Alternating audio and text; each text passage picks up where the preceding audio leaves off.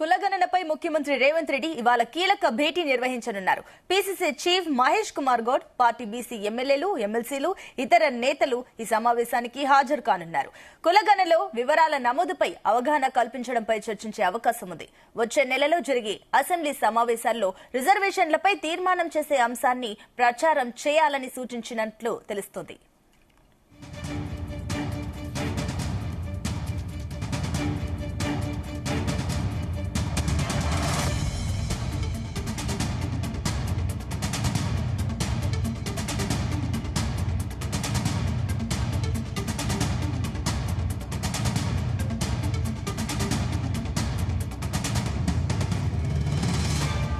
కులగణనపై ముఖ్యమంత్రి రేవంత్ రెడ్డి ఇవాళ కీలక భేటీ నిర్వహించనున్నారు. PCC chief Mahesh Kumar Goud, party BC ఎమ్మెల్యేలు, ఎమ్మెల్సీలు, ఇతర నేతలు ఈ సమావేశానికి హాజరవనున్నారు. కులగణనలో వివరాల నమోదుపై అవగాహన కల్పించడంపై చర్చించే అవకాశం ఉంది.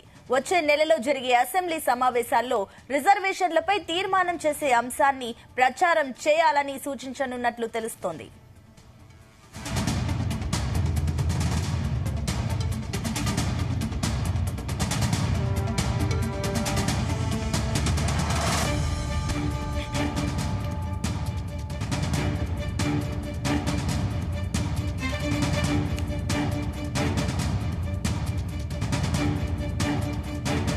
రైట్, ఇక కులగణనపై ముఖ్యమంత్రి రేవంత్ రెడ్డి వాళ్ళ కీలక భేటీ నిర్వహించినట్లు తెలుస్తుంది. అండ్ ఏదైతే ఈ భేటీలో కూడా కీలకమైన నేతలు కూడా హాజరవుతున్నారు. దీనికి సంబంధించి మరిన్ని డీటెయిల్స్ మా చీఫ్ న్యూస్ కోఆర్డినేటర్ రాధాకృష్ణ అందిస్తారు. రాధాకృష్ణ. Good morning Sunitha. ముఖ్యమంత్రి రేవంత్ రెడ్డి ఈ రోజు అత్యంత కీలక భేటీ నిర్వహిస్తున్నారు. ఎందుకంటే గత కొద్ది రోజులుగా రాష్ట్రంలో నిర్వహించిన కులగణన పైన పెద్ద ఎత్తున కొంత వివాదము రేగింది. ముఖ్యంగా ప్రతిపక్షం సంబంధించి సామాజిక బీసీ కులాలు అన్ని కూడా పెద్ద ఎత్తున కొన్ని అభ్యంతరాలు వ్యక్తం చేశాయి. బీసీలకు సంబంధించి పెద్ద ఎత్తున జనాభాకు తగ్గించబడ్డది.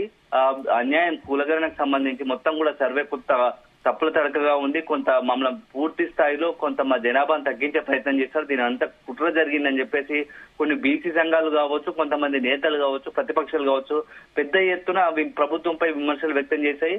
దీనిపైన ప్రభుత్వం కూడా పూర్తి స్థాయిలో కొంత సానుకూలంగా స్పందించి ప్రభుత్వం కూడా ఏంటంటే బీసీ సంఘాలతో కావచ్చు, ఇతర ప్రజల నుంచి, సమాజం నుంచి వస్తున్నట్టు విజ్ఞప్తులు కావచ్చు, మేధావుల నుంచి కావచ్చు, సమాజం నుంచి కావచ్చు, అదేవిధంగా వివిధ సామాజిక వర్గాల నుంచి వస్తున్న విజ్ఞప్తుల మేరకు కులగణనకు సంబంధించి ఏదైనా ఇంకా లోటుపాట్లు ఉంటే, ఎవరైనా కులగణనకు సంబంధించి కొంత ఒక 3% వరకు కొంత కులగణన చేసుకోవడంలో కొంత మిస్ అయ్యారు.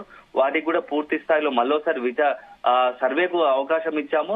16వ తేదీ నుంచి దాదాపుగా 28వ తేదీ వరకు కంటిన్యూగా ఈ యొక్క కులగణన మళ్ళీ ఒక రీసర్వే ఉంటుంది.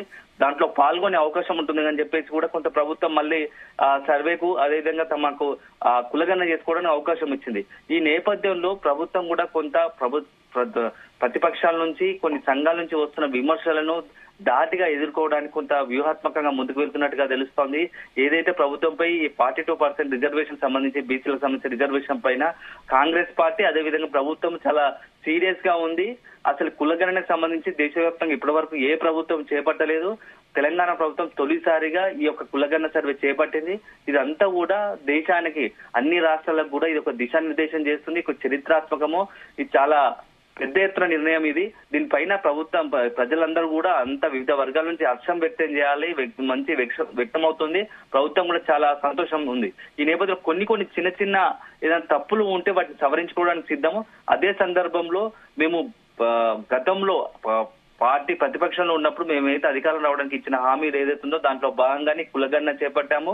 ఈ తద్వారా బీసీలకు అంటే సమాజంలో మెజార్టీ బడుగు బలహీన వర్గాలకు న్యాయం చేయాలన్నదే కాంగ్రెస్ యొక్క మొదటి భావన. దాని ప్రకారం మేము ముందుకెళ్తాము.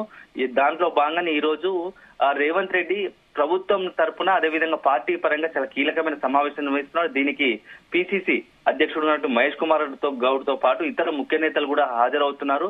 సో ఈ కులగణనకు సంబంధించి మనము ప్రజల నుంచి ఎలాంటి అభ్యంతరాలు వస్తే వాటిని ఎట్లా రిలీవ్ చేస్తాం, ఎట్లా అది చేస్తాం, డీల్ చేస్తాము, ప్రతిపక్షాలు ఏ విధంగా మన మీద ఒత్తిడి తీసుకొస్తున్నాయి, కొంత ఆరోపణలు చేస్తున్నాయి, విమర్శలు చేస్తున్నాయి, దాన్ని ఎలా తిప్పికొట్టాలి, అదే విధంగా భవిష్యత్తులో జరిగే అసెంబ్లీ సమావేశాల్లో ఈ కులగణనకు సంబంధించి ముఖ్యంగా బీసీలకు సంబంధించి రిజర్వేషన్ సంబంధించి చట్టసభలో బిల్లు పెడుతున్నాము, దానికి సంబంధించి ఎలా ముందుకు వ్యూహాత్మకంగా అడుగులు వేయాలి, ఇవన్నీ పార్టీ నేతలకు కొంత రేవంత్ రెడ్డి గైడ్ చేసేటట్టు అవకాశం తెలుస్తా ఉంది. దాంట్లో భాగంగా అందులోనే ప్రతిపక్షాలు చేస్తున్న విమర్శలను ఎలా తిప్పికొట్టాలి, కేవలం కొంత టార్గెట్ గా చేసుకొని రేవంత్ రెడ్డిని అదేవిధంగా కాంగ్రెస్ ప్రభుత్వం టార్గెట్ చేసుకొని ఇలాంటి విమర్శలు చేస్తున్నారు. అంటే బీసీలను అడ్డు పెట్టుకొని కొన్ని ప్రతిపక్షాలు కావచ్చు, కొంతమంది నేతలు ఆ కాంగ్రెస్ సర్కార్ టార్గెట్ చేస్తున్నారు. దీన్ని అదే స్థాయిలో తిప్పికొట్టాల్సిన అవసరం ఉంది. ప్రభుత్వము అదేవిధంగా కాంగ్రెస్ పార్టీ ఏదైతే బీసీలకు అదేవిధంగా వివిధ వర్గాలకు, బడుగు బలహీన వర్గాలకు ఏదైతే హామీ ఇచ్చిందో ప్రతి ఒక్కటి నెరవేరుస్తామో దాంట్లో అత్యంత కీలకమైనది ఈ కులగణన. ఈ కులగణన చేపట్టింది కాంగ్రెస్ తెలంగాణ సర్కార్.